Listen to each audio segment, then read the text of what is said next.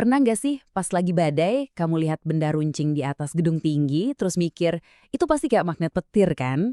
Nah, siap-siap ya, karena kita bakal bongkar mitos itu dan lihat gimana perangkat yang kelihatannya simpel ini sebenarnya adalah pahlawan super diam-diam yang ngelindungin kita semua. Oke, kita langsung aja ke pertanyaan utamanya. Pertanyaan yang mungkin bikin kamu penasaran tiap kali langit lagi gelap.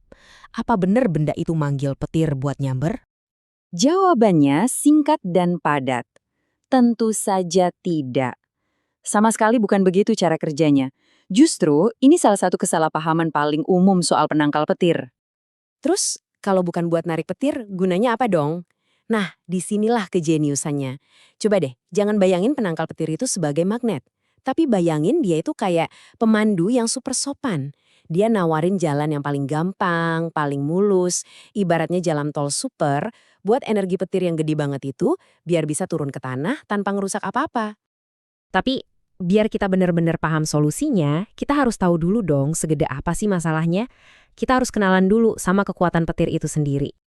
Gini ya, satu sambaran petir itu punya energi dan panas yang, luar biasa.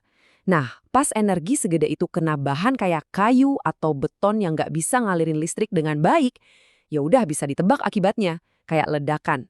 Energinya bakal ngerobek material, nyulut api, dan bikin kerusakan yang parah banget. Sekarang, ayo kita bedah si penjaga gedung ini. Ternyata, sistem penangkal petir itu bukan cuma satu batang doang loh, tapi ada 3 bagian penting yang kerja barengan. Sistem ini tuh punya 3 jagoan utama yang kerjanya kayak tim superhero. Di paling atas ada terminal udara, ini si penangkapnya. Terus ada konduktor bawah, kabel tebel yang jadi jalur kilat buat si listrik. Dan terakhir ada sistem pembumian yang dikubur di tanah. Tugasnya buat nyebarin semua energi raksasa itu biar aman. Kalau salah satu dari mereka nggak ada, sistemnya gagal total. Kunci dari semua ini tuh ada di satu konsep, jalur berhambatan rendah. Coba deh bayangin kamu itu petir. Kamu punya 2 pilihan jalan.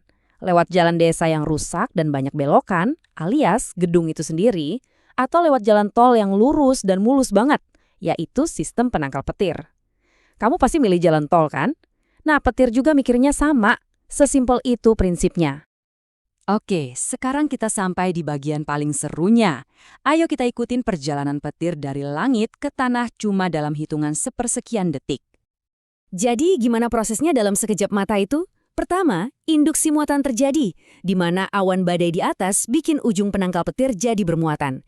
Terus, penangkal petir menyediakan jalur yang paling gampang buat disambar. Petir pun milih jalur itu, dan arusnya langsung disalurkan lewat kabel ke bawah dengan super cepat. Akhirnya, semua energi itu dinetralkan dengan aman ke dalam tanah. Selesai. Gedungnya aman sentosa, bahkan nggak sadar baru aja diserempet petir.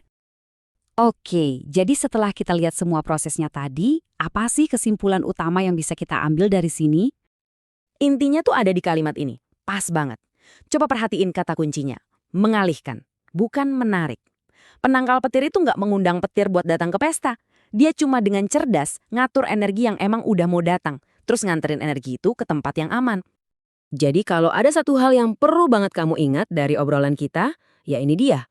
Penangkal petir itu bukan undangan buat petir, tapi dia itu seorang pengawal pribadi yang siaga yang mastiin kalaupun petir datang, dia bakal diantar dengan aman ngelewatin gedung kamu. Dan ini ngebawa kita ke sebuah pemikiran yang lebih besar lagi loh. Kita udah berhasil menjinakkan petir, salah satu kekuatan alam paling dahsyat. Jadi kepikiran kan, dengan ilmu pengetahuan yang makin maju, kira-kira kekuatan alam super dahsyat apa lagi ya yang bisa kita kendalikan atau kita alihkan selanjutnya? Mungkin tsunami? Atau angin topan? Wah, jadi bahan renungan kita semua nih. Makasih banyak udah nyimak, sampai ketemu lagi di pembahasan menarik lainnya.